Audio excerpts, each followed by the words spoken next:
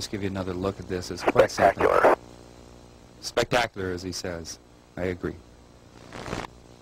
We're going to move on to another event now, Paul. We're just letting this one run a little longer.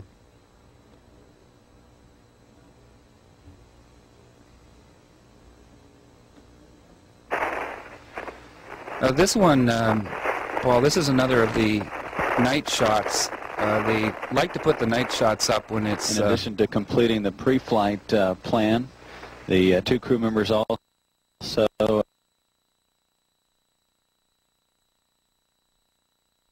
Clear, to say the least. This next one is a shot from the Space Shuttle Endeavour, and it's of the Hubble Space Telescope after release. Look up to the top right. There's something twinkling there, and apparently there's... well, they're zooming in here, and the Hubble would be following it. Now look at this little thing, Paul. What is that moving below the Hubble from right side screen to the left? What do you think that is? Is that a meteor? It looks too slow to be a meteor. Doesn't seem to be paying much attention to the Hubble.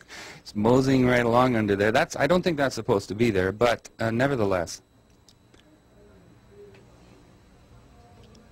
Now our attention is drawn to this flashing light above the Hubble, above the right of the Hubble. It seems to be strobing. Yeah, it seems to be pulsating, and it's keeping its position. Now they've got a lot of sunlight refracting right in the camera lens here. Now this thing's still hanging in there, and it's pulsating, and it seems to be staying in that position. If it's a star, it would have moved off. Oh yeah, and stars do not pulsate like that either. And if there were stars, there'd be a lot more than one. Oh yeah, there's only one object that you can see. Now we saw...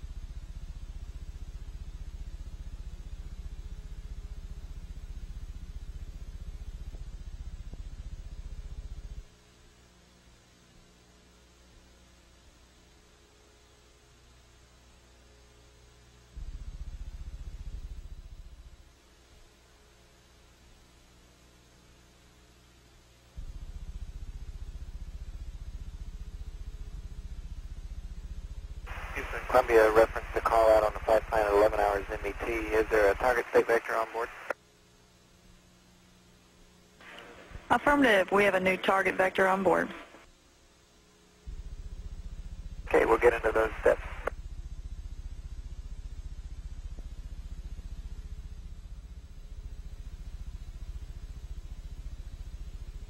Very interested. What is that on the background?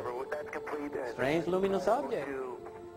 Of course, they don't want to comment any much, but the images are showing exactly what is happening in space. Houston copies. That's fine, Dom.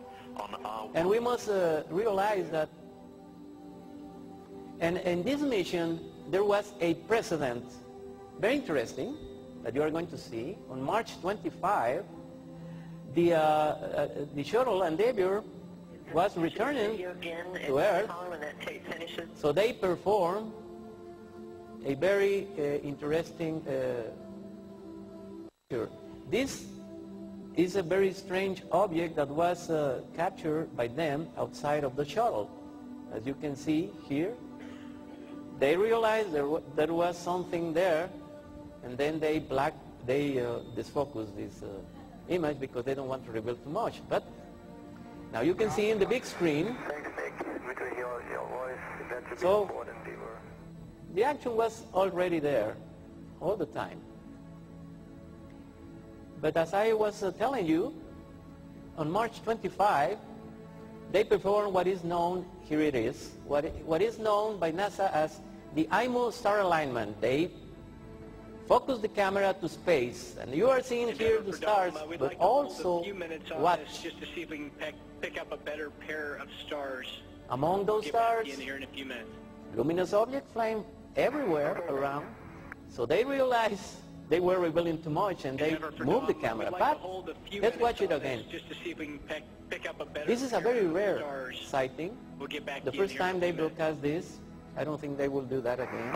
At least not on live television. But anyway, and then 2 months later, mysterious unidentified objects appear during the live transmissions, as you can see here.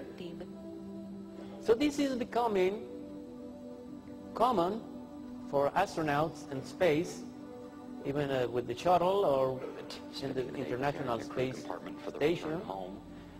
So they don't comment too much, but the images are there, and you can see they are not alone in space. Can you see on the right part of the screen? Now, on June 10th, there was an incident that I want you to see and watch and hear. Sorry, that's it. Can you give more audio? Standing by with a camcorder, it caught my eye because it was saw the rectangular shape and it was flashing. This object appeared. Reflections as it rotated. The video ended there because we were grabbing the 400 millimeter and firing up the camera. But the astronauts were concerned. This is NASA response. You are going to see. And I think it's a loop, and this is the crew is taking a. So there it is. They don't know what they were, that this object was, but they were concerned. Also, when the Discovery was going to land, new objects appeared, just in the other, like in the other mission. So it seems that they were not alone since the first day. But now you can see in the big screen.